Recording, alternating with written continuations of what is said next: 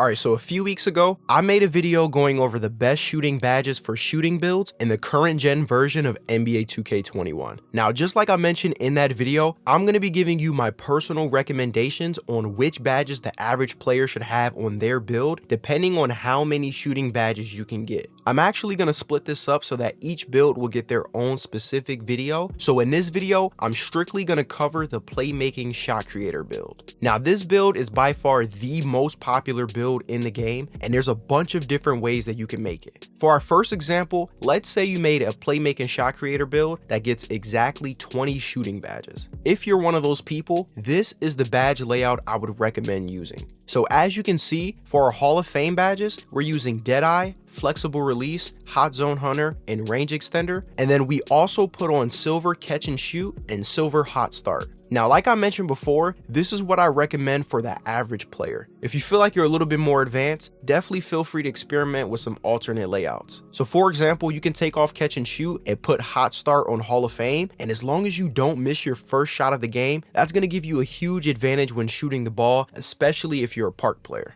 Whatever you decide to do, I strongly recommend having Deadeye, Flexible Release, Hot Zone Hunter, and Range Extender all on Hall of Fame, and then of course you can experiment and do whatever you want with those remaining 4 points. Let's say you have a Playmaking shot creator build that gets 21 shooting badges. If that's the case, this is the badge layout I would recommend. For our Hall of Fame badges, we're going with Deadeye, Flexible Release, Hot Start, Hot Zone Hunter, and Range Extender. And then for our last badge point, we're going to put that on Catch and Shoot. You can spend that last badge point however you want. So if you're one of those Playmaking shot creators that takes a lot of shots from the corner, you can put that on Corner Specialist, or if you take a lot of shots in general, you can put it on Volume Shooter, but for the sake of this example, I'm going to put it on Catch and Shoot. Now, if you're a Playmaking shot creator that gets 22 shooting badges, this is the badge layout I'd recommend. So it's pretty much the same exact layout as the Playmaking shot creator that gets 21 shooting badges. The only difference is that we're going to upgrade that bronze Catch and Shoot up to silver. So whichever badge you spend that last point on, I'd recommend just simply increasing it from bronze to silver if you have 22 shooting badges on your Playmaking shot creator.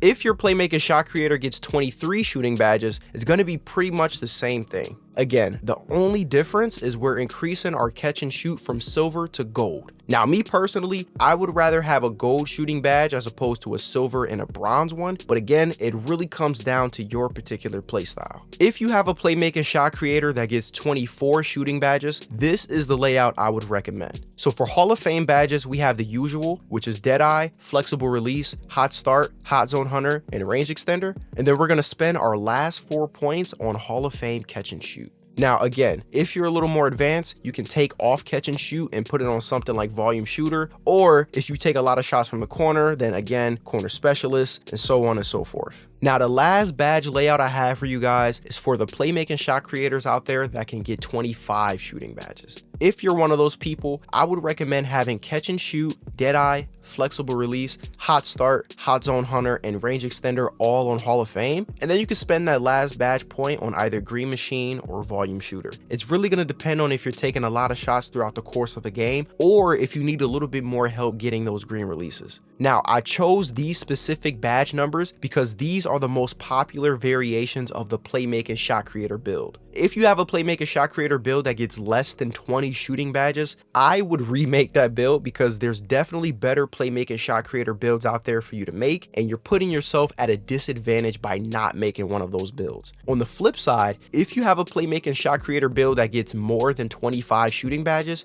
anything after that is pretty much overkill in my opinion, and it's not really going to make a huge difference in your shooting ability. Now, if you guys want to see more of these videos, in the comments section, let me know what your build is and how many shooting badges it can get, and I'll make sure to get those videos out as soon as possible. Anyways, that's pretty much all I have for this video. If you guys enjoyed it, make sure you don't forget to hit that subscribe button and also turn on post notifications to know exactly when the next video is uploaded. All right, I'm out.